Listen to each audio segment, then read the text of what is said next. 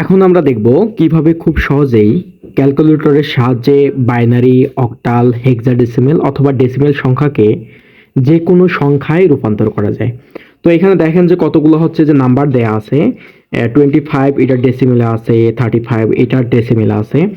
এটাকে অক্টালে রূপান্তর করতে হবে। সেমভাবে 45, 101, তারপরে BAC1 এটা হেক্সাডেসিমেলে আছে, এটাকে হচ্ছে যে ডেসিমেল, বাইনারি এবং অক্টালে রূপান্তর করতে হবে। তো আমরা এখন দেখি যে কিভাবে ক্যালকুলেটরের সাহায্যে এগুলোকে রূপান্তর করা যায়। প্রথমে আমরা হচ্ছে ক্যালকুলেটর নিব, দেন হচ্ছে ক্যালকুলেটর অন করে দেব। নেওয়ার পর উপরে মোড CLR নামে অপশন আছে, এখানে একটা হচ্ছে আমরা ক্লিক করব। ওকে, একবার চাপ দেওয়ার পর আরেকবার চাপ দেব। দেওয়ার পর এখানে আমরা প্রথমে দেখতে পাচ্ছি যে যদি আমরা চাপি তাহলে হচ্ছে যেটা SD অপশনে চলে যাবে।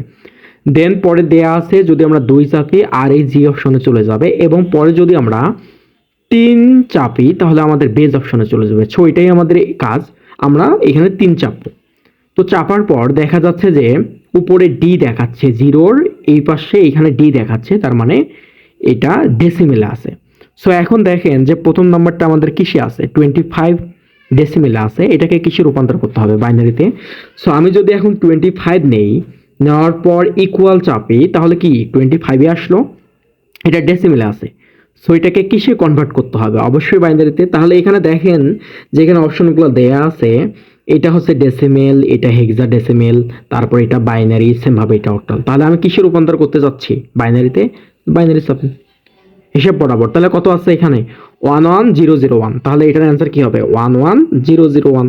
সো এটাই হচ্ছে আমাদের কাঙ্ক্ষিত বাইনারি মান। তাহলে কতক্ষণ লাগলো, তাহলে এখন দেখেন যে আবার আছে কত 35, এটা হচ্ছে আমাদের ডেসিমেলে দেয়া আছে।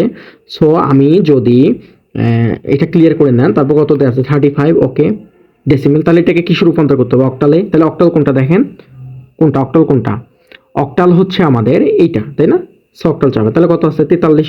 সো 35 এর বাইনারি মান হচ্ছে 43। ক্লিয়ার। তাহলে সেম ভাবে আবার কত দেয়া আছে 45 10, মানে এটা ডেসিমেলে আছে। সো ক্লিয়ার করে নেই, আবার এটাকে ডেসিমেলে নিয়ে আসি, তাহলে হচ্ছে 45 ইকুয়াল 45। তাহলে এটাকে কিসে নিয়ে আসবো আমি, হেক্সাডেসিমেলে। সো আমি হেক্সা শুধুমাত্র চাপ দিই, তাহলে কি আছে এটা 2D।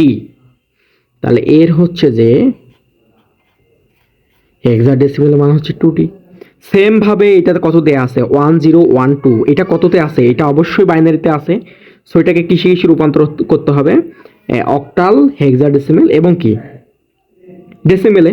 তাহলে এখন দেখেন এখানে প্রথমে আমি এটাকে হচ্ছে বাইনারিতে নিয়ে আসি, 101 বাইনারিতে দেয়া আছে। তাহলে এটাকে আমি রূপান্তর করে যদি অক্টালে, তাহলে কত আমি পাবো 5। সো 101 এর অক্টাল মান কত আমি পেলাম 58, তাই না। সেম ভাবে আমি যদি হেক্সাডেসিমেলে রূপান্তর করি তাহলে দেখেন কত পাবো, আমি হেক্সাডেসিমেলে রূপান্তর করলেও আমি 5 পাবো, এটাতে কোনো চেঞ্জ হবে না।